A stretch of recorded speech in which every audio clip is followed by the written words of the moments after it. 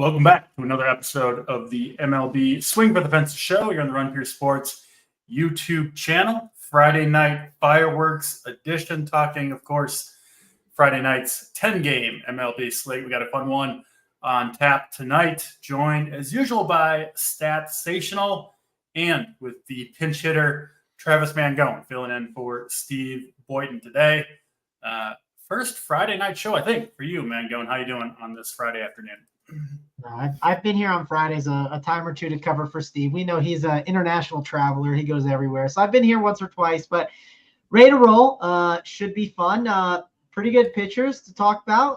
Also, yesterday was a fun slate, so excited to dive in. Or also after a fun NBA game, right? One game down for the Celtics. We got 3 more to go. Even though, DC, I know you're not on the correct side.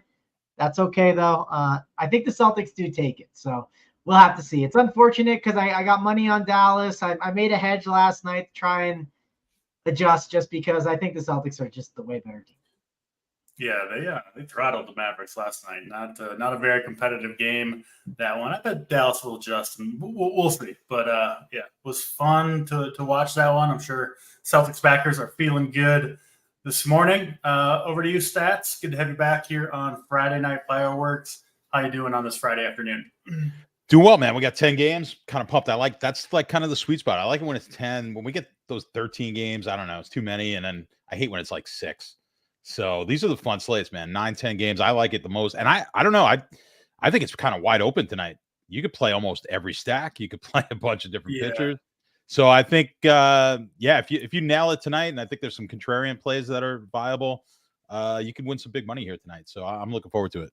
John likes his baseball games the way he likes his ladies. 9s and 10s only. That's it. Nothing else. Well, yeah, but you know that whole graph with like the craziness and the hotness. The hot crazy matrix. Yeah. So there's a reason I'm single.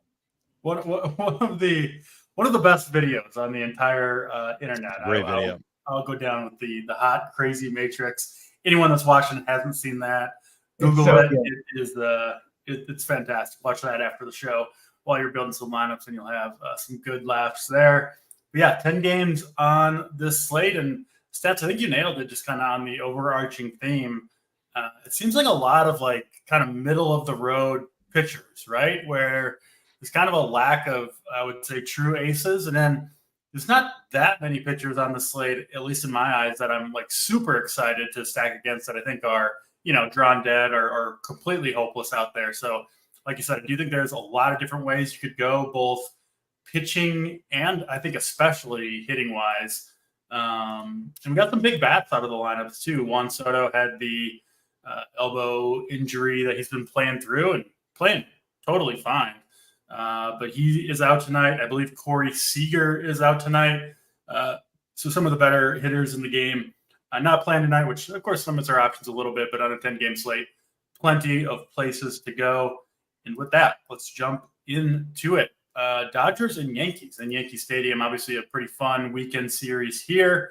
We've got Yoshi Yamamoto pitching for the Dodgers. He's been really good all season. Still hasn't flashed like the massive upside. I don't think he's got a 30-point game yet on the year, which is kind of crazy for how well he's pitched in general, but very consistent. No Juan Soto for the Yankees. I still don't know if this is the lineup that I want to pick on tonight with the $9,800 Yamamoto. So I don't find myself going there. Definitely not going to Cody Poteet on the other side pitching for the Yankees. Got the Dodgers as my favorite stack of the night. I guess spoiler alert for an hour from now. Really, really like this Dodgers team against Yamamoto. I was on them yesterday. They absolutely smashed. I think they're going to do the same. Awesome hitting weather in New York tonight, 75, 80 degrees. Winds blowing out to center field. Good amount of humidity. Ball should be flying in New York. The Yankees also used their 4 best relievers last night. So if they do knock Poteet out of there, could be good matchups throughout the game for the Dodgers. We'll start with you, Mangone. Dodgers, Yankees. What do you got for us?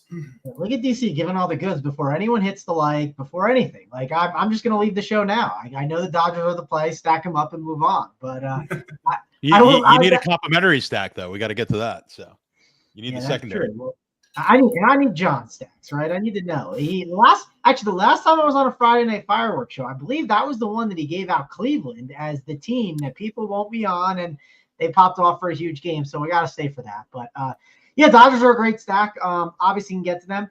I've talked a little bit about like these top end pitchers they're not like things I'm prioritizing these days. I'm not just like jamming them in. Yamamoto is 9.8. I wouldn't say 9.8 is like super expensive, but he's the highest priced pitcher on the slate. I just don't love the spot. I think it's fine. Like it's one of those guys that I'd probably be like, even with the field or more underweight, just because I think there's other pitchers I'd rather take chances on for cheaper price tags. There's a couple that I'll definitely mention as we go throughout the show, but I'm definitely not like slamming Yamamoto, right? He's not this just like all in jam guy. We talked about this with Chris Sale in certain spots. It doesn't look like that spot to me against the Yankees. Bad ballpark. Just don't want to really spend that tag, especially on this slate. But I do want to spend on these Dodgers, of course. Ohtani, Betts, Freeman, Will Smith, Teoscar Hernandez, all great plays, basically 4.9K and above. And then they do have some value in their lineup with Andy Pages. They got Lux, Kike Hernandez, who is in the 9-hole, not against the lefty, so it's a little tough. But and then Jason Hayward at 2.9. So they have value, but one thing I always like to say about this Dodgers team is like when you play them, just be a little careful with the stacks. Like if your team is Andy Pages, Gavin Lux, Jason Hayward, Kike Hernandez with like Ohtani, I just think that's terrible. Like I think you need to have 2 or 3 of these big bats in there. That's just kind of my thought process on it. I'm curious what you guys think about that. And then Yankees, I'm just probably not playing them at all unless it's like a Judge is a one-off, but I'm not dying to do that on this slate. You know what the Dodgers lineup reminds me of? You know that the drawing of the horse meme where it's like super detailed, and then at the end it's like a stick figure. That's the Dodgers lineup. Like the top end of it is like the perfect artist rendition of the horse, and then you get to the end, and it's like looks like a 3-year-old drew it. So it certainly falls off a bit, and I actually think that the Dodgers, like even the top half of their lineup, I think it usually goes a little bit lower owned even than it should because their total is lower than it should be because the second half of their lineup is so bad. But I mean, obviously, that affects turning the lineup over and getting more bats, but it really doesn't affect, of course, the top half of the lineup, which I think is the best in baseball. That first 5, Betts, Ohtani, Freeman, Will Smith, Teoscar, just absolutely loaded. Over to you, Stats. What are you doing with the Dodgers stack? Are you with me on these guys? And then any interest in Yamamoto? I'm with Mangone. I don't anticipate playing him in my 5 or 6 lineups tonight. So, yeah, what are your thoughts of your Dodgers-Yankees stats? Yeah, I mean, if you're playing a handful of lineups, I think it's an absolute fade. I mean, I think it's just an easy fade. When I look at the projections that I've got him projected out, I think he's maybe 5th or 6th, and he's the highest priced guy on the board. I've got so many guys projected better. You've got wind blowing out the right field tonight with short porch. Like you said, pretty good hitting weather in New York. It's going to be in the 70s.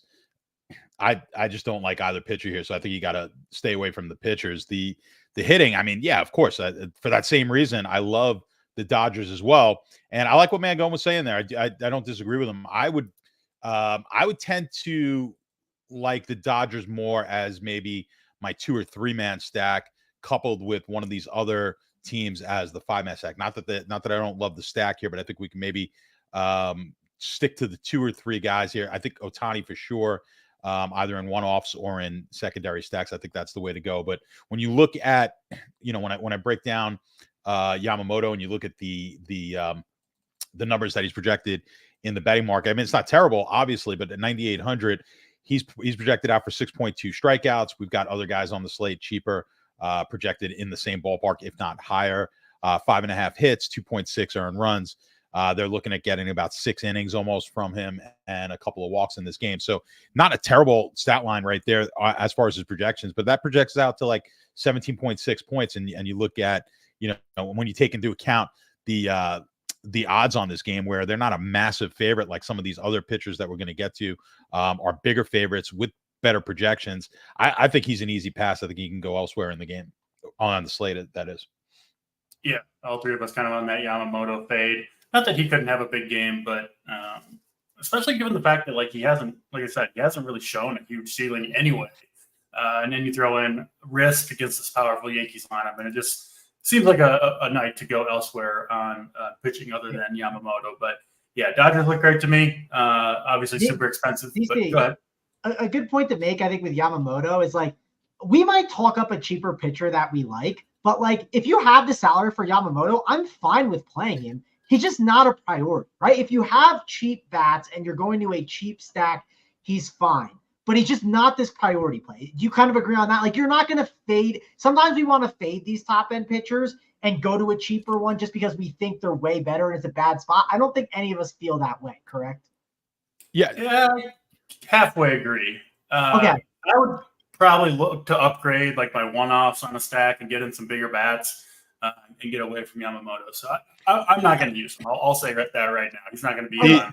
Good to know. The only thing that kind of goes with what you're saying, man, goes the fact that he's not going to be very high owned here tonight. I think a lot of people are going to be off him. So the only way I think you get on him is if you do want to be contrarian. I just don't love I don't love the play, but that I could get behind it if that was your theory, where you're going to maybe get a lower owned pitcher. Sometimes I pull up team like when I finish my MME stuff, because I don't know about you, John, but I don't set like min salary rules really. I just don't think they're necessary in baseball. But I'll admit I scan it, and if I have a team that like, listen, I got like Hollywood Hogan down here, Hogan Harris, and I have the money to get Yamamoto, I'll do what DC said. I'll either look, can I upgrade maybe my catcher to like from a punt to a Salvador Perez as the one-off, or will I upgrade Harris up to a Yamamoto? I just think it's worth mentioning that. I know DC, you sound like you're just basically off him, and me and John are like, he's fine, but we don't love him, and we're going to prioritize some of these cheaper guys, it sounds like. That's fair. If you got Hollywood Hogan in your lineup, you got other problems other than Yamamoto. So. Agreed. But, like, I don't know. Would you you loved Cal Quantrill yesterday, and I liked Cal Quantrill too, but I didn't love him enough that I would find the money to take Yamamoto is the point of getting. Sure. Yeah, that's fair.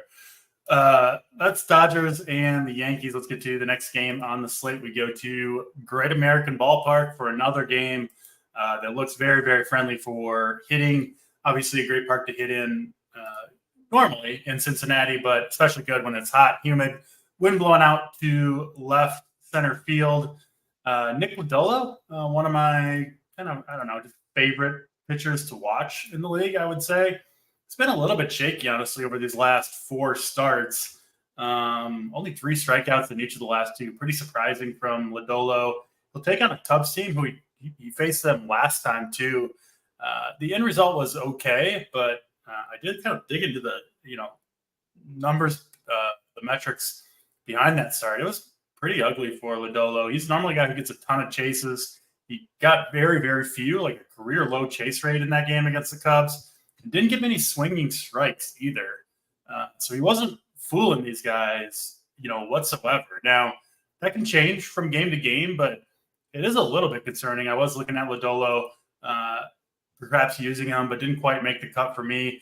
I actually think these Cubs power righty bats are somewhat interesting here against Lodolo, given that they seem to be seeing the ball pretty good against him last time out, and obviously couldn't be much better hitting conditions for any team. So I'm out on Lodolo too. I do kind of like, these Cubs. Suzuki, Morel are interesting to me. Wisdom leading off has a ton of power.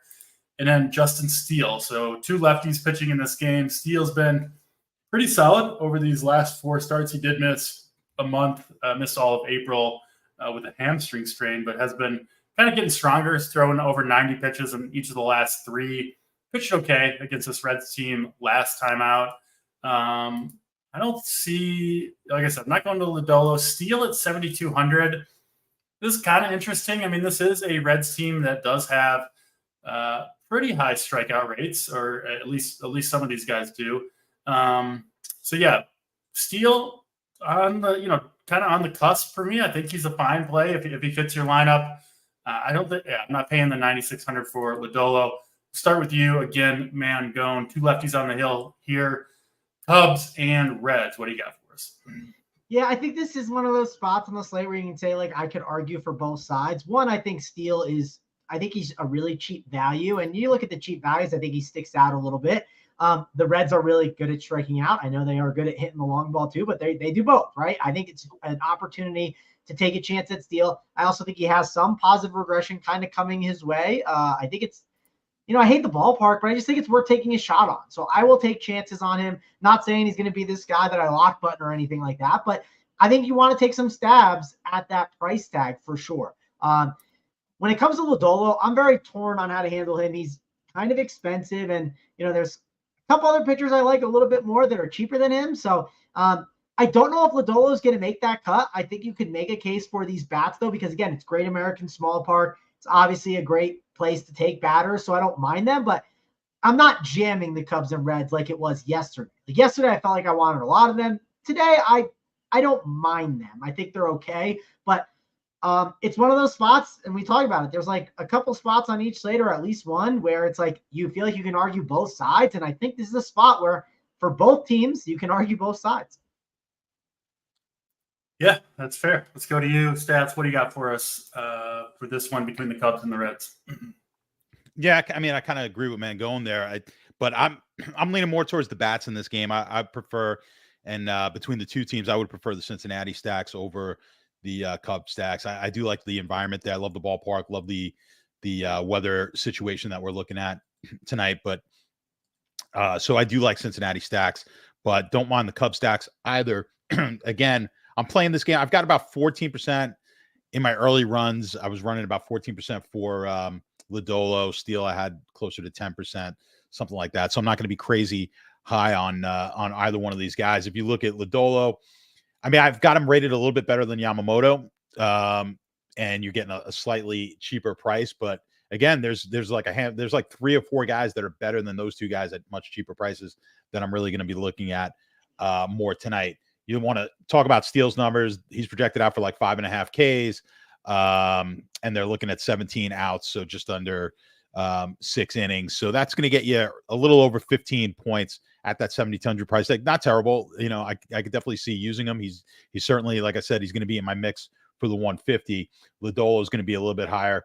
You're talking 6.4 Ks projected in the betting markets and 17.5 outs. So he's projected out closer to 18 points if you look at the betting markets, and they are the favorite in the game. So you give him a little bit of a nod there. But I think this is going to be a big offensive game. I'd be surprised if either one of these pitchers makes their way into the winning lineup, and I have no problem stacking either one of these sides here. Yeah, won't be surprised to see some home runs. Obviously, it's the ballpark for that. But yeah, I mean, 2 decent pitchers. I'm with you, Stats. I think the ballpark, the weather, that wins out more than the quality of the pitcher. I will say I wouldn't be shocked. I do think Lodolo is one of those pitchers who, if he's really on his game, could break the slate with a 30-plus point performance. I don't think there's very many pitchers on the slate that are really capable of doing it. Lodolo, I do think, is on that list of pitchers who could kind of come out of nowhere and just absolutely crush. Let's get to the next game then. Cleveland and the Miami Marlins. This one in Miami. Obviously, we go from 2 great places to hit in New York and Cincinnati to a rough one. So we do see a low total here, sitting at 7.5. 2 more left-handed pitchers. Ryan Weathers, who I was really kind of high on early in the season. He didn't do a whole lot, and then as soon as I jumped off, Mr. Weathers decided that I had betrayed him. He's been really good. 4 games in a row, at least 22 fantasy points in each of those 4. Regularly throwing 90-plus pitches. Pitching at home here is cheap. He's 7,100, and against a Cleveland team who I'm much more scared of this Cleveland team against right-handed pitchers. So perhaps some opportunity for Weathers. I mean, he does. He's pitching well. He is at home. It is a good place to pitch. I get all that. So I could see the case for Ryan Weathers at 7,100. Nice price tag for him.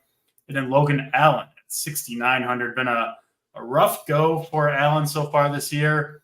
But obviously he too benefits from a great pitching environment against a very bad Marlins lineup. So 2 cheap pitchers here, both of whom have, I think, pretty solid matchups. You could make the case for these guys. Do you want to make that case, Mangone? Cleveland and Miami. Yeah, I want to make the case for Weathers. It's not the matchup I love to target, right? Like Cleveland just isn't really a huge strikeout team. And part of pitching in DFS is the strikeouts are just weighted so heavily. They're so valuable. So I'm a little cautious with Weathers, but I don't mind him. I'm sure I'll get a small percentage. He probably won't really be owned, so I'm perfectly fine with it. The The next question is, what do we do with Logan Allen? And the reason I ask it is it's a simple equation. Are the Miami Marlins facing a left-handed or right-handed pitcher? If they're facing a left-handed pitcher, I just think you have to consider whoever it is out there. Like, they got to be in the conversation right now. They are just so bad against lefties. And for 6,900, I mean, Logan Allen definitely can get the job done here. It's a good ballpark, too, for him to pitch in. I think Logan Allen's a really nice play. Some of the numbers I looked at, too, it felt like he could get some positive regression, which I like. So I'm pretty big on Logan Allen today. I think he makes a lot of sense at 6,900. I've been trying to play more of these cheaper pitchers, and it's been going pretty well. I think it's hard to argue with Logan Allen here. I did it with Andrew Heaney. If I'm doing it with Andrew Heaney, I'm going to do it with Logan Allen. So we're going to take some stabs on Logan Allen. If it doesn't work out, it doesn't work out. But I got confidence in him today, and I have no bats in this game. Yeah, a crazy game log for Logan Allen. He's got the two -10s bookended by 3 pretty good starts. Or I guess the negatives are the bookends there. But yeah, got rocked in Colorado. Detroit somehow got him for -10 fantasy points, and then pitched well against the Angels, who have been good against lefties, the White Sox, and the Twins. So I don't mind the Allen call. He's cheap enough, and the matchup's good enough. Park's good, all that stuff. So there's certainly some cases to be made for Mr. Allen. What about you, Stats? Where do you stand on Weathers and Allen? I assume you're not super interested in the bats in this game. No, not super interested at all, but I could not hate Logan Allen more than I hate him in this game. So I'm against you here, man. I dislike this play wholeheartedly. I think Weathers is a far superior play, $200 more. And again, you guys know me, I'm all about the betting markets. And when you look at it, just Weathers just projects out far better here. They're projecting him to go deeper into this game, to get more strikeouts. There's just all the way across the board, the Weathers just is projecting out higher. So I don't even have any Logan Allen in 150 lineups. So that's my take on Logan Allen in this game. He will be low owned. If he does pop, Mangone is going to benefit from it for sure. He's not going to be high owned in this game. Weathers won't be high owned either, but I want to get over the market on Weathers at that price. I really do like it. Agree with you. I don't like the bats. In 150 lineups, I think I might sprinkle in just a few Miami stacks, but maybe 3-4, something like that. But certainly not looking to target Miami with single entry 3 maxes, anything like that. But I can make a case for using Weathers in my lineups tonight at that price. Yeah, so can I clarify one thing with the Logan Allen thing, and maybe DC can. Oh, you're backing down, man. You're back. I'm not backing down. So Logan Allen sucks. Yes, he does suck, but the Marlins are horrible against lefties. They are horrendous. Like, something has to give. I just think. Listen, I think you guys are crazy to not consider him. And listen, I don't need to play 20% to be overweight. I probably need to play like 5. Yeah, if you play him in the high single digits, you'll be fine.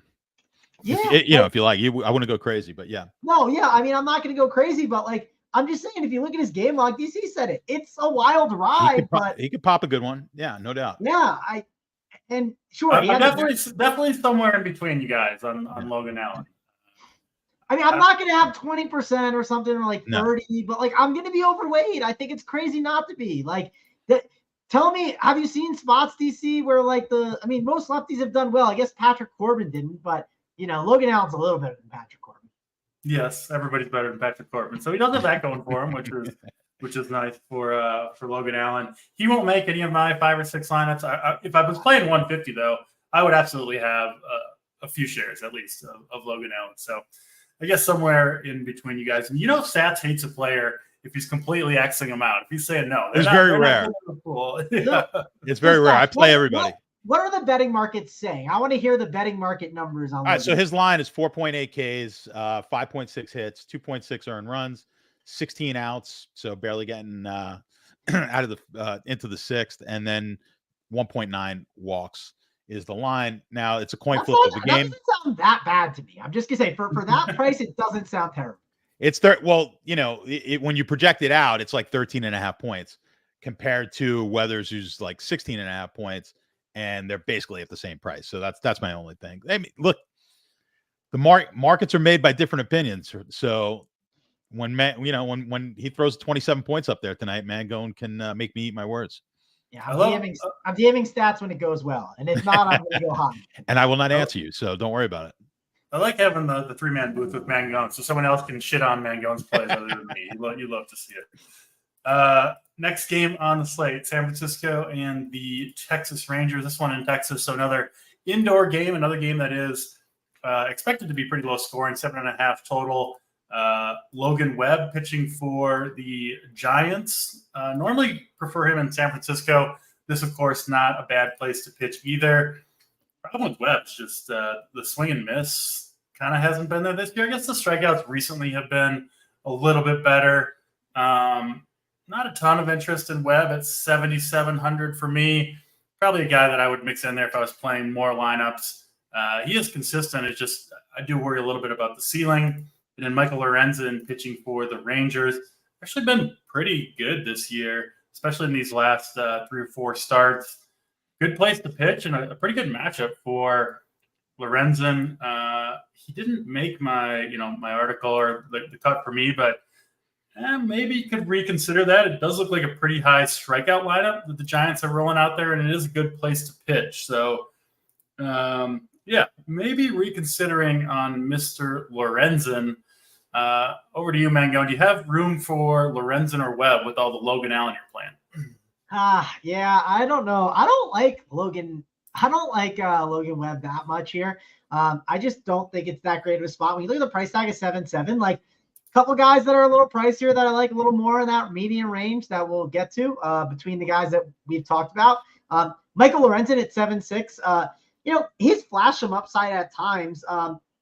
I don't know what to do with him. He's one of those I was pretty uncertain on. So maybe stats in the betting market can sway me here because I don't know exactly what I want to do with him today. I know I'm not going to really have much Logan Webb, but Lorenzen's one I don't really know what to do with. I don't hate Texas Rangers as a contrarian stack, though. Keep in mind, this Texas team, it's not going to be very owned here. They are missing Seager, though, right? Yeah, they are missing Seager, so that's going to hurt the lineup some. But I don't totally hate Texas. Probably not a priority stack, but if you got a little bit of them, like a sprinkle, I wouldn't hate it. Lorenzen's gone 6+ innings and 7 straight starts, which is pretty impressive at this day and age in baseball. And this Giants lineup, they can do damage right now against lefties, but against right-handed pitching, there's really not a lot to fear. Where do you stand on Webb, Lorenzen, and the bats in this game stat?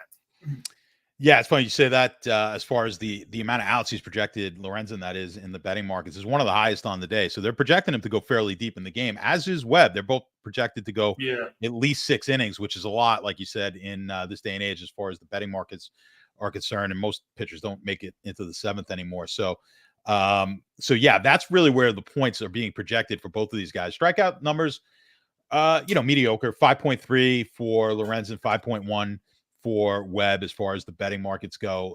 They're looking for Webb to give up like 6.7 hits, which is a lot. But that's because they're expecting him to go fairly deep in the game. So, with all that said, we're looking at Lorenzen, maybe about 16 points in if you just look at the markets, and about 14.8 points for Webb. Moral of the story here for me in this game is I think I kind of agree with Mangone where he was talking about maybe a contrarian stack. I like Texas as potential low-owned stack to be a little sneaky. There's just, as I said before, when we first started this, there's no great stacks tonight. We don't have a Coors game. We don't have a 5.7 projected run team total anywhere tonight. So all these teams are kind of bunched up. So I don't think you need to play the chalkiest of stacks here tonight. And I think either one of these teams, I think you can play San Fran, Texas. You can play them together. I kind of like both of these stacks tonight. I think both of them could be sneaky, and I think potentially we get the winning stack out of this game. You off these pitchers sets? Totally, yeah, not totally, but let's just say totally. I may have 0 when it's all said and done. It's close enough to 0 that I'm probably not going to play either of them. I won't comb your lineups and make sure you don't have 2 shares. Yeah, because of then, when I've got like 12% of Lorenzen, you're like, what are you doing? I will not be that much, but maybe 2 or 3%. All right. That's Texas and San Francisco. We'll move it along. Boston and the Chicago White Sox up next. Saw the Red Sox predictably crush Mr. Woodford reserve yesterday. I don't think he's going to be making too many more starts, Mr. Woodford, but maybe because the White Sox just have no pitching other of course, and the great Garrett Crochet, who we've played a lot of over here in the RPS streets, and he's delivered most times out. He's had some tough matchups, too, if you run down the list. Milwaukee, Baltimore, Toronto, Cleveland, some pretty good hitting teams, and he's putting up, 25 plus, 23 plus pretty much every time out with the big strikeout totals. Faces a Red Sox team here who obviously did a ton of damage yesterday. Different story. Couldn't be more two dissimilar pitchers going from Woodford to Crochet. So, if that's holding anybody back from playing Woodford or from playing Crochet, rather, I wouldn't let that influence your decision. And this is a pretty high strikeout lineup that the Red Sox are rolling out there against lefties. Looks like a good spot for Crochet. Now, the hitting conditions here in Chicago are pretty prime, 75 degrees, winds blowing out. So, Crochet could give up a home run or two here. Wouldn't shock me. But I do think the strikeouts are going to be there for him. I didn't check out the strikeout prop market today, but I assume Crochet is pacing the pitchers in that market today, or at least in my eyes, he should be. And then Cooper Criswell pitching for the Red Sox. We saw Tanner Houck have a strong outing last night against them. I mean, I think every pitcher that goes up against the White Sox needs to be considered. It's just such a rough lineup. And Criswell's kind of quietly had a pretty solid season for the Sox. Most of their pitchers have been good. And I think he's got a chance to pitch well here too against this White Sox team, which is obviously one to target. So I like both these pitchers, not really on the bats here.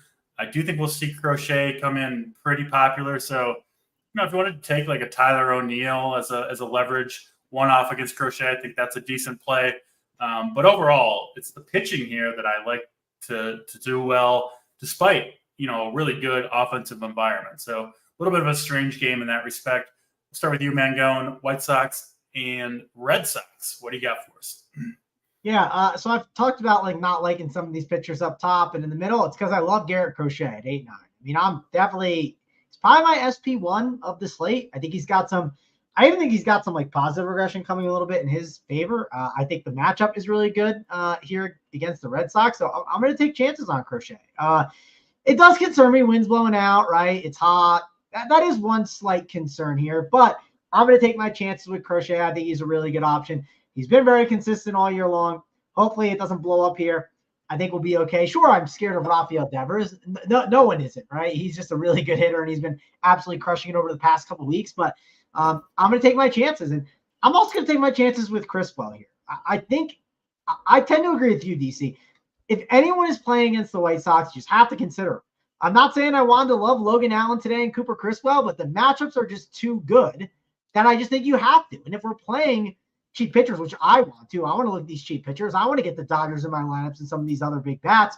Well, if I'm going to do that, got to take some chances on guys. And Criswell is definitely going to be one of them at 7K. I think he's worth taking a chance on. We'll see if Stats wants to shit on Cooper Criswell. If so, DC, you'll be getting shit on as well.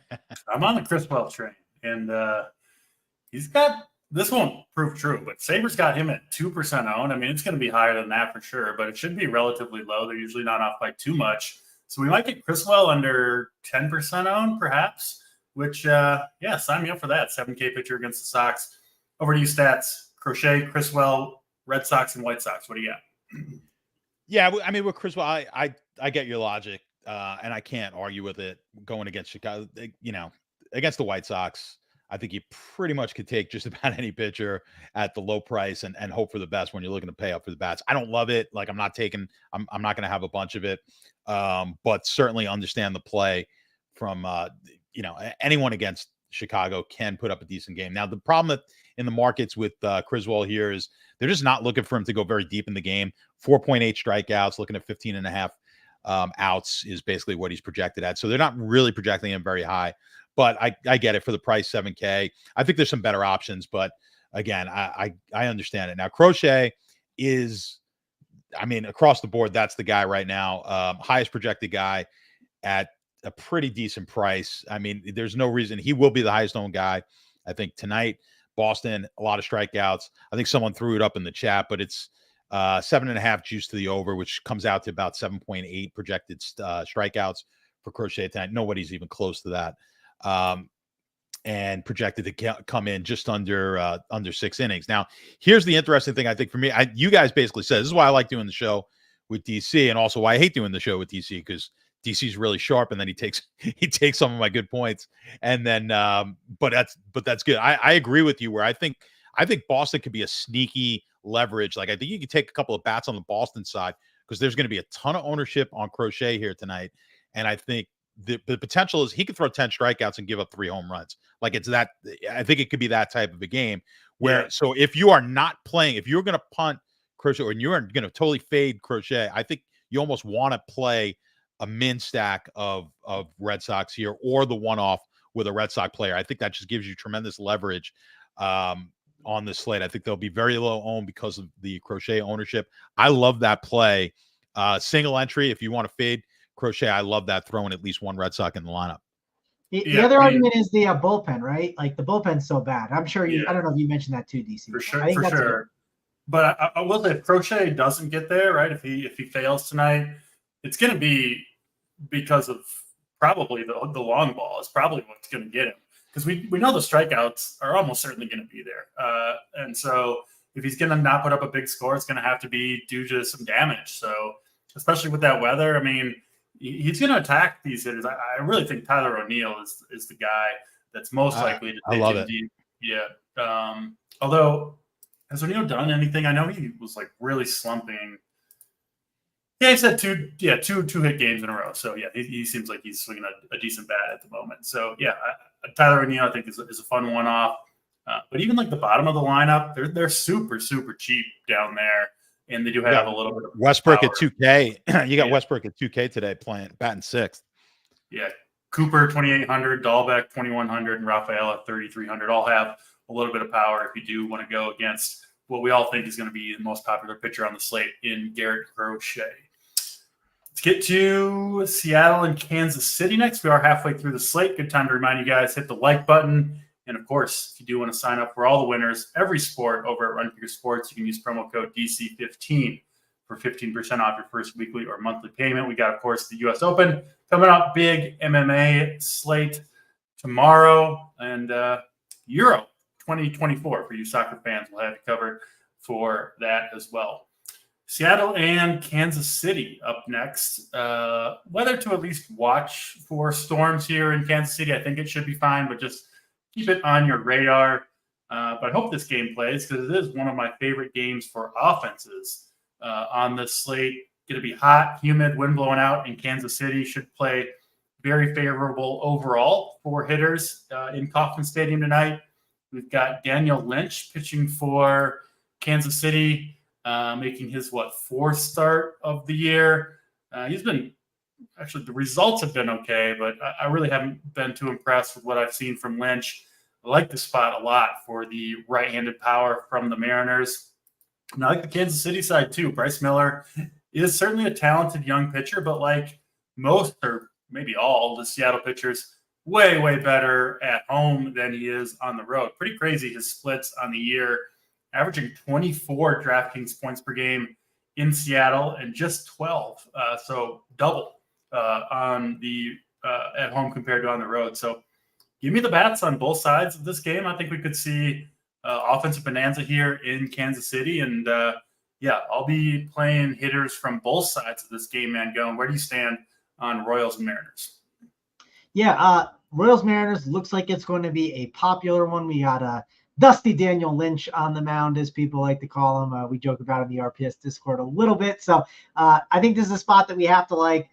We haven't loved a lot of hitting spots, and like Stat said, it's going to be kind of spread out today. I don't know what to do with Bryce Miller. I think he's got upside, and you can make an argument for him. My problem is I like some other guys in that range, so he'll be someone he's in the pool, but I won't be like aggressive on him. I won't be underweight on him.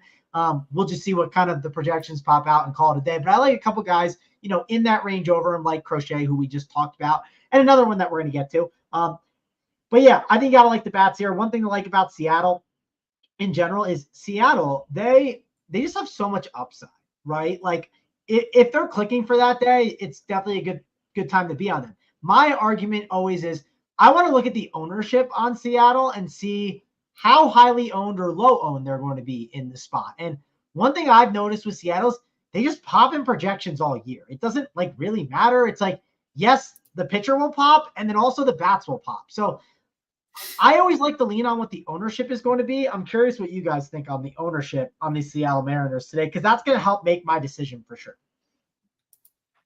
Yeah, I mean, I think the ownership will be high relatively. I think they're going to be one of the higher owned stacks on the slate tonight. Okay, that's what I was leaning. So I think I'm going to be lower on them for sure. I think I'll like them more as like one-offs and stuff. Like the chalky stack, I typically, not that I X, but I go very underweight on, especially in 5-mans. And I'm okay with mixing them in and out throughout my lineups as like one-offs or 2-man. So that's likely how I'll handle Seattle today. Nothing against them. I just don't like playing the chalky stacks that much, especially on a slate like this. This is a really great slate. Like, for instance, if we were at like a live final, John, this is the slate you'd want. You don't want a core slate. Like, you want this slate where it's kind of spread out ownership and it just is really fun. And I think that's when teams get overinflated ownership wise. And I think Seattle is getting overinflated. Yeah. They're just too cheap, right? I mean, Julio Rodriguez, the only guy who eclipses 5K. No one's scared of Daniel Lynch. Got a pretty good projection, team total, like you mentioned. So, yeah, Sabres got pretty much all the Mariners 10% plus, which is pretty high on a 10-game slate. Stats, what about you? Seattle, Kansas City. Yeah, I like the way Mangone is thinking here, and we should clip that because it's not often anyone ever says that. But I like how Mangone thinks on this. Look, Seattle's probably going to be one of the higher owned stacks of the day. I think, if you said, hey, put your money on a team here to score the most runs tonight, I think it's Seattle, right? But you take that with a grain of salt. We're playing a game. We're not trying to pick who's going to score the most runs. We're playing a game here. We're competing with other people. And this is a slate that I think you're just insane to ever get on the highest owned stacks. It's just there's too many stacks. We talked about it early on. There's almost every one of these teams, I think, have a shot to be in the nuts. So why hitch your wagon to the team that's going to be maybe 10% owned in stacks when we could go elsewhere? So do I think they're going to be the highest owned? I do. Do I want to play them in single entries? I would totally pass on that, and I would look elsewhere. So I think Kansas City's a pretty viable stack as well. I think this probably winds up being the highest run total on the day. I like this game to score the most runs. But again, we're trying to play we're not really ever trying to predict anything. We're just trying to play game theory. That's how you play DFS. And I think from a game theory standpoint, Mangone is spot on. I think you just kind of want to single entry, 3 maxes, things like that. You want to kind of get away from Seattle, let everyone else play them. But like I said, with that said, and I don't mind Mangone's idea of maybe playing a one-off, maybe playing one of these guys as a one-off in your lineup. I'm cool with that as well, but I wouldn't do any 5-man stacks here. I think we can go elsewhere. Like I said, you want to go, I mean, for me personally, you guys may like something else. I like that Texas-San Francisco game. I think that game finds the winner as on the contrarian side. So that's kind of how I'm looking at it here. Normally I would say because of that logic, I'd want to maybe get on these pitchers a little bit more, but I really cannot get on board with either one of these guys. Miller at 8,500, don't love. And there's no chance in hell I'm playing a guy named Daniel Lynch the fourth. That's once you're the fourth, it's like, that's way too pretentious for me. So I'm going to pass on both of these guys. And like I said, this is one of those game theory plays. If Seattle goes and beaches, so be it. But why be on the chalk with a 10-game slate with so many options? I think you make good points there. And what are these previous Daniel Lynch? What's made them so great that they can just continue on? Name your kid the fourth. Got to break that free. Colorado, St. Louis up next. Another game that's going to be hot, humid in St. Louis. We've got Lance Lynn. He'll be sweating out there, that's for sure, on the mound for the St. Louis Cardinals. I was on Sonny Gray yesterday. I pretty much load up pitchers against this Colorado team every chance I get. He was disappointing. Playing him over Tanner Houck was certainly not the way to go. But I think I might be going back to it. I just have a hard time getting away from right-handed pitchers against this Rockies team. They just have really nobody in the lineup. Ryan McMahon, the only decent bat against right-handed pitching. Lance Lynn, hopefully he can keep it together for 6 innings. Get some strikeouts. I'm in on him at 7,400. And then the Cardinals, I think, are interesting against Austin Gomber, who he had a start skipped before his last start against the Dodgers, which did not go well. He only made it 3 innings in that one. Facing Dodgers obviously tough, but he was bad. And normally I would say, okay, they skipped the start. His arm's feeling better. And a team not going to run out a pitcher with a sore arm. I think the Rockies might be dumb enough to run out a pitcher with a sore arm, to be honest. Now, you just go out there anyway, Austin Gomber. So this Cardinals lineup, they were just dreadful at the beginning of the year. They started to come around a little bit. And Gomber, he actually has some reverse splits if you add up the last couple of years. He's been hit really hard by same-handed batters. That would be lefties. Guys like Burleson. I'm surprised Gorman's not in the lineup, frankly, but I kind of like this Cardinals team as a sneaky stack. No way I'm using Gomber. And then Lance Lynn is one of my favorite pitchers on the day, somewhat sadly. I never feel confident with Lance Lynn, but he will be in some of my lineups tonight. Man, go. We'll start with you again, St. Louis, Colorado. What do you see here?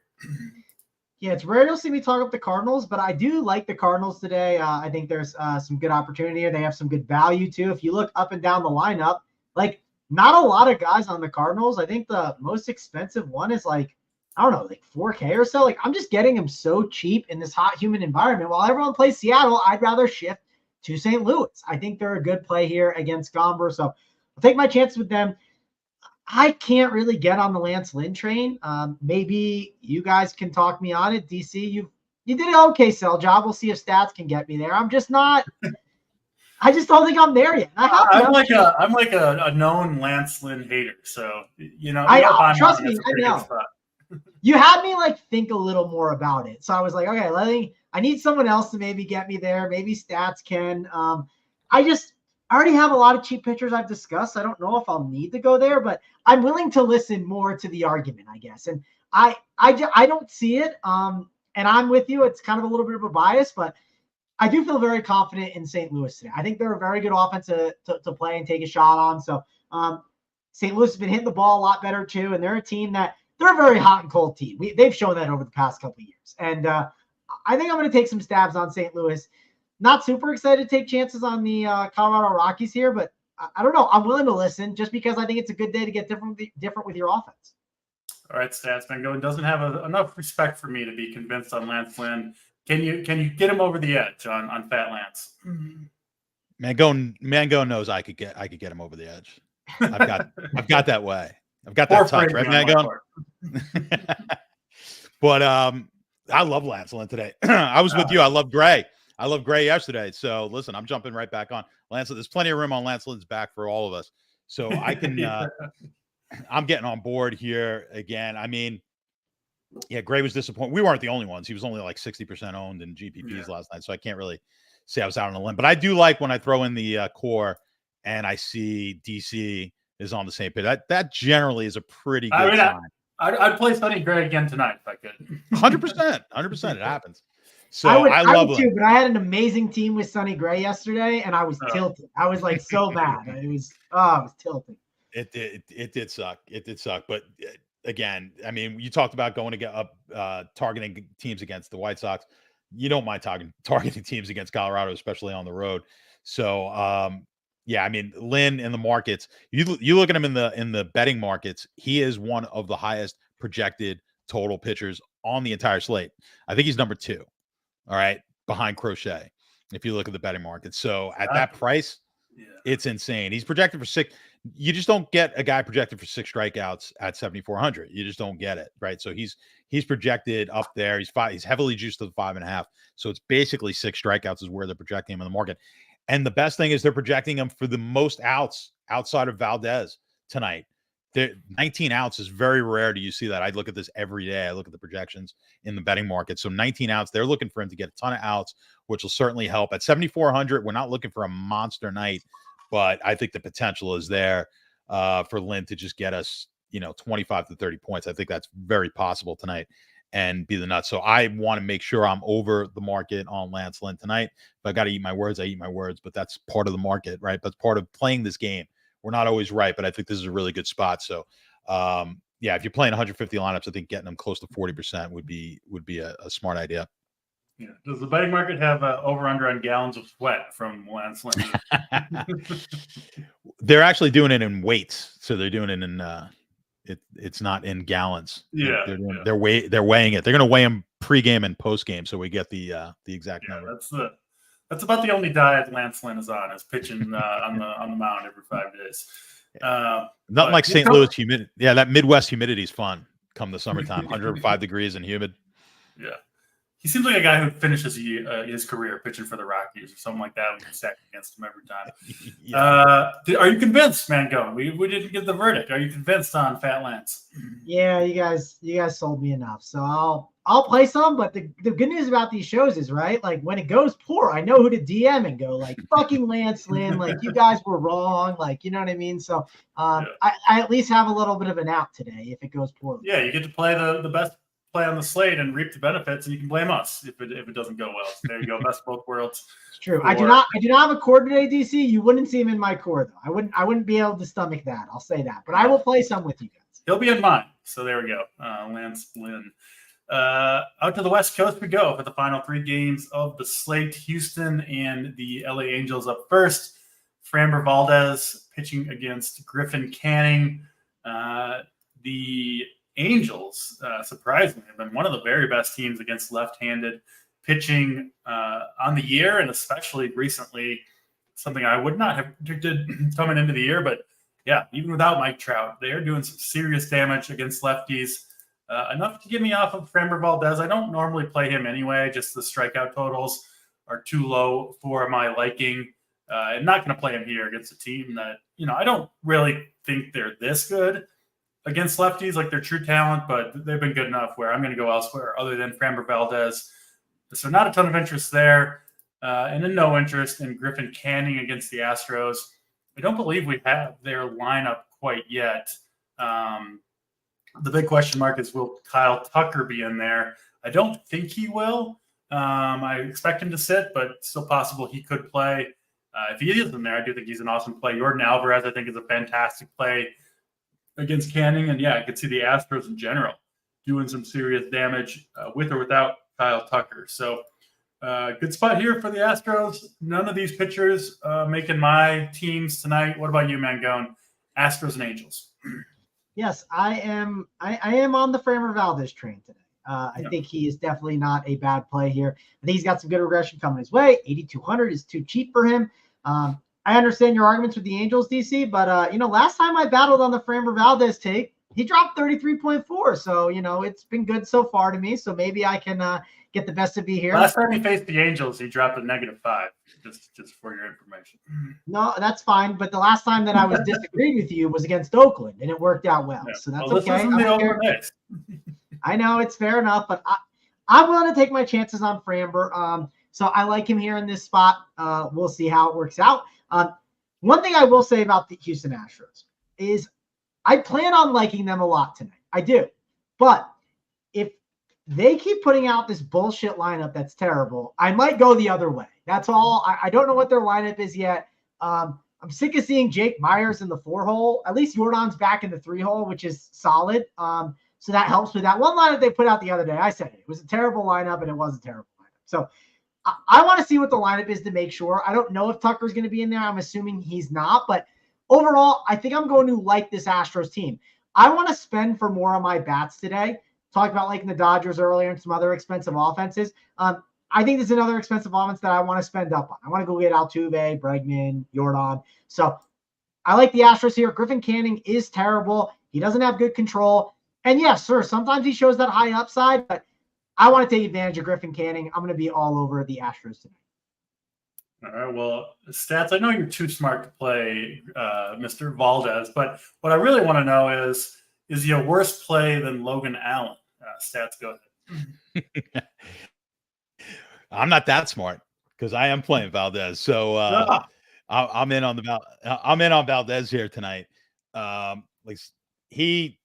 It's not going to be a huge amount. He's definitely not as bad as Logan Allen. I know the whole thing. Lefties against LA.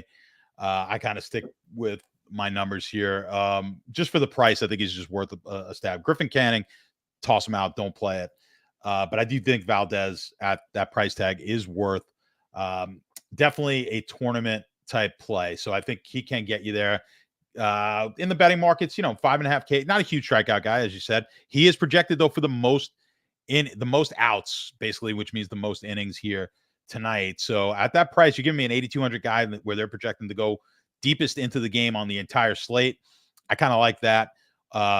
If he gets into the 7th inning, which is where the betting markets think, only giving up 2.5 runs, 5.5 strike, not a terrible line. If he can get me into the mid-20s, I think we'll be just fine on Valdez, and I think he could do that tonight. Now, on the offensive side, don't really love LA much in this game, but Houston is going to be another one. They're going to be a heavily stacked team. They're going to be one of the chalkier teams on the slate. It's just do I think they're going to score? I do. I don't like Canning at all, so I don't mind Houston stacks. Again, we're just trying to figure this out from how do we play this in big GPPs, and I'm of the 10. I'm leaning tonight on kind of getting off of the big stacks and getting down to that 4th, 5th, 6th stack down there and taking my chances with those tonight and kind of getting off. I don't want to get on any of these stacks that are going to be close to double digits. I want to get down to maybe 4 or 5%. So while I do like Houston, I think they'll put some runs up. I'm going to be looking elsewhere for my main stacks tonight. Yeah, one of those 4 or 5% stacks is the Angels. We're going to put a number. It could be. Framber Valdez tonight. Toronto and the Oakland A's up next. This one in Oakland, obviously, we've got Hollywood Hogan Harris pitching for the Oakland A's. Obviously, a good place to pitch in Oakland, good pitching weather. So, yeah, all those are marks against the Blue Jays. But, man, I really do like this matchup for them against Hogan Harris. So I like the Jays here. No interest in Hogan at all for me. I do have interest, though, in Mr. Chris Bassett, who is pitching much better recently after a pretty tough start to the year. And, yeah, I know the A's have had some big games. They've also had a lot of games where they're racking up strikeouts and doing not a whole lot on offense. I expect one of those tonight against Chris Bassett, who I think is maybe the safest pitcher on this entire slate, I think you could say, for Chris Bassett. And the strikeout rates that these A's bring to the table give him some more upside than he typically has as well. So I'm in on the Hound, Chris Bassett. Mangone, what about you? Toronto and Oakland. Yeah, whenever you see Chris Bassett gaining ownership, you just sigh. You're like, oh, do I really got to play Chris Bassett today? Do I have to even consider him? I think you do. It's definitely worth considering. I believe it's also a Chris Bassett revenge game for the people. I think he played there in Oakland. I think that's where he started. But Hey, Chris Bassett's not the worst player, right? It's just typical matchup stuff. Are they playing Oakland? Yes. Should you consider him? Yes. So I'm going to just kind of play him and, probably more even with the field and call it a day. He's not going to be someone I'm slamming onto my lineups. He's not my favorite pitcher of the slate. There's other pitchers that I like for more expensive or cheaper that I'd rather get to, but he's certainly in play. Feel kind of similar with the Jays. Like, I'm fine with being in line with the field on them, but I just don't think like the Jays, whenever they project really well, I just don't think they're great chalk typically. Sure, I like a Davis Schneider. I know he's been hitting a ton of barrels this year. He is someone that I'll definitely be making sure to get some exposure to. But like, do we really want to play that many bats in this park? I'm curious what Stats says on the ownership on the Jays, because the Jays feel like that team. They're in that, like, and they're not the highest owned stack, but they might end up getting steamed up. That's what I'm kind of getting at. So I'm curious what he says on the ownership on the Jays. Looks like around 10% for the Jays, which means Stats, maybe you're kind of off of the Jays here. Your thoughts on Jays and A's? Yeah, no, I think they will be decently owned. I'm going to be pretty low on the Toronto stacks in this one, but I think the thing that's interesting, or the piece of the game that's interesting for me, is Bassett and what do you do with him. Now, if you just look at the numbers, how I have it projected out again in the markets, Bassett really projects out fairly well. 6.2 strikeouts, looking at 18 outs in the game. He projects out to like 18.7 points. And at that price, that's really good. There's a couple of, I've got some secret stuff that I do that actually has this game that normally would actually make me stack Oakland. So I'm actually going to be taking a few Oakland stacks, even though it looks absolutely idiotic. It's the same reason I had Cleveland, whatever it was a couple of weeks ago. Every once in a while, these pop. There's a stack out there that nobody's going to play. I don't necessarily. There's a couple of teams that fall into that category today, so I'm really not all that excited about playing Oakland. San Francisco and Texas were both two of those teams, which is kind of why I was on that game, and I think San Francisco is going to be the one that I'm leaning to a little bit more. But just so I could say, even though I'm not going to put my money where my mouth is, and then I could just come back and say, I told you guys Oakland when they scored 12 tonight. But just be aware of Oakland. I think if you're playing 150 lineups, I would keep them in. So I'm definitely playing Bassett. I'm not total fade here, but I'm going to get under the market, even though his projections for me say otherwise. And I think the mark. So we're looking at like 30.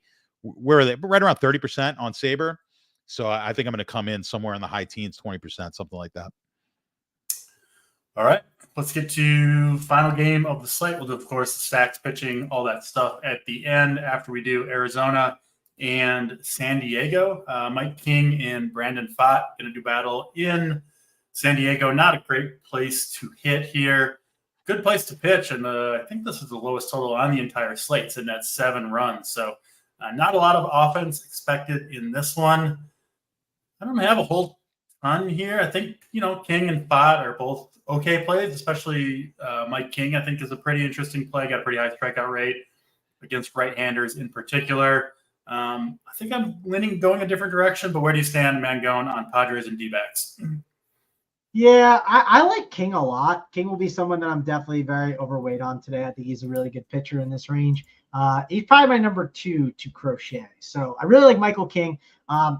Arizona and San Diego, I actually don't hate Pfaadt. I think you can take some stabs on him here if you want to, but it's not my favorite play. There's cheaper ones that I like a little bit more. So I really don't like any of the bats here. I hate taking guys in this park, but just hitters in general. It's just not a great environment. So mainly looking at the pitchers here, King is the one I'm keying in on. Let's go to your stats for Arizona and San Diego.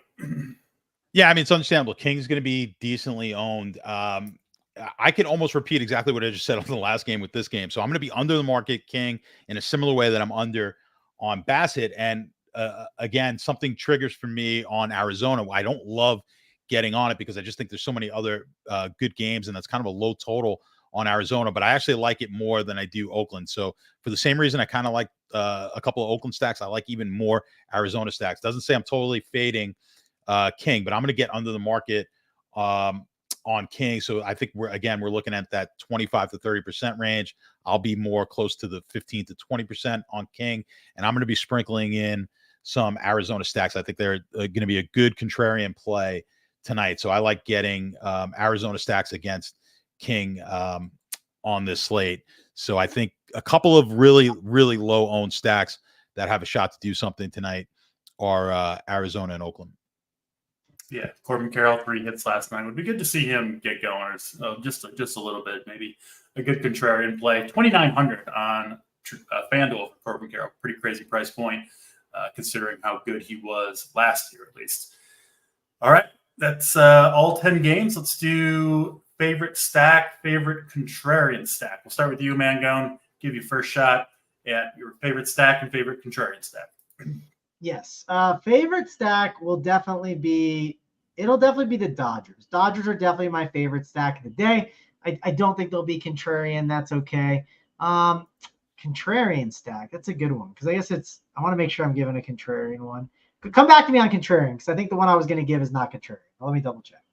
All right. Take your sweet time over there, Travis. Yeah. You got favorite stack, favorite contrarian stack.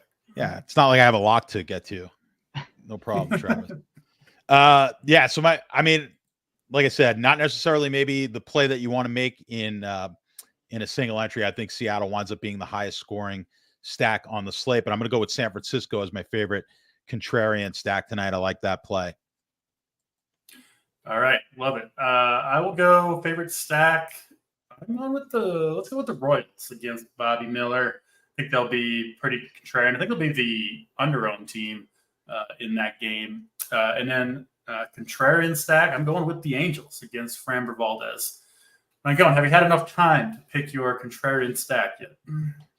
Yeah, I think the Cubs are contrarian enough to give them out, right? I think they are, at least against Lodolo, and I want to attack that park. So I'll go with the Cubs as my contrarian stack. I just want to make sure. It just seems like I thought the Cardinals would be lower owned, but they're not going to be. So I didn't want to give them out as my contrarian. All right, let's go with most important pitcher. We'll start with you, Stats, since Travis got to scroll through the slate. Who's your most important pitcher tonight? Oh God. See, now you put me on the spot. I'm forgetting who I had here. I'm gonna say what well, I mean, Crochet is the easy one, right? So he's gonna be my highest owned. I just don't know if he's gonna be my most important pitcher. Actually, Lance Lynn that's the guy. I know it sounds terrible, but Lance Lynn is definitely the most important. He'll be my most important guy. I'll go with it would be Lynn. It's probably going to be Lynn for me too, but I'll go with Mr. Cooper Criswell, who is projected to be very low owned. I'm going to have shares of him, especially over on FanDuel, where he's 6,100, allows you to get in the big Dodger bats if you want to do so, which I do. Mangone, your most important pitcher tonight. Yeah, I mean, imagine we come to this segment and I don't say Logan Allen, right? I have to say. So we'll say you don't have to do it, Mangone. I'm going to be overweight on him. I'm not saying I'm going to have 50%, but I will be overweight on Logan Allen. I think he's a good play, and I have to say hit that little like button on Saber on Logan Allen. Just just roll with it. Hit the what? Hit the lock button on Saber on Logan Allen. It'll I can't. I can't be hitting the lock button. I cannot be doing that. But I just think Stats is wrong on this, and if I'm wrong, I'm wrong. That's okay. I'll eat my words. It'll be perfectly fine. I could have went with Valdez too, but I feel better about the Logan Allen one. It fits the bit of the show. It feels like it was too good of an answer. You might want to send that email, unregistered all contest, Mango. It's going to be a rough night for you in the DFS streets. Let's get to home run calls. Who is going yard tonight, Mangone? I'm making you go first on this one. Who's hitting a home run for us? Hitting the home run for us, we'll go with let's go with Free Money Freddie. Free Money Freddie takes one out that short porch against Mr. Cody Petit. The hot streak starts now. I know he hit one yesterday, so he's gonna heat up and keep going over this weekend. So Freddie Freeman. All right, I'm going with Christopher Morel. Takes Nick Lodolo deep. Stats. Who's going yard tonight? Yeah, I mean it's a little chalky, but I think it's obvious. I think you could shove it in on Ohtani. Same reason, short porch. I like the hitting matchup there, the in that ballpark. So I think Ohtani gets one easily tonight. Yeah, he seems like he's definitely going to nuke one tonight for sure. All right, and then most important hitter, or your favorite hitter, I guess, favorite hitter on the slate. I'll go a little bit off the board here. Mr. Vinny Pasquantino going to have a big night for the Kansas City Royals. Mangone, your favorite hitter on the slate. Yeah, mine's not going to be completely off the board, but I think he's a really good option point per value, like point per dollar wise. Because I said I'm going to be lower on Seattle in general, so a cheaper stack will be shoved into my lineups more. That'll be Mr. Alec Burleson. I'm sure I will get a lot of him in the outfield at 3,100. I think he's a good value, little reverse splits action, so we'll go with Alec Burleson. Love it. Stats, your favorite hitter on the slate. I'm going to hedge my bets a little bit because I told you I do like Arizona. So instead of going with San Fran, which was my favorite contrarian stack, I'll give you someone on Arizona. I like Carroll tonight as my favorite hitter. Ooh, he was the last guy in on my main FanDuel lineup. So love the Corbin Carroll call. All right, that'll do it for this show. We appreciate all you guys watching. Of course, hit the like button if you haven't yet done so. No baseball show on Saturday. We will have the MMA show as we always do on Saturday morning. And, of course, we'll be back Sunday morning to talk baseball. Me and Mangone, me and Bryce. We'll see. We'll see who shows up on Sunday morning. But appreciate it, everybody. Mangone, Stats. I am DC, and we're out of here.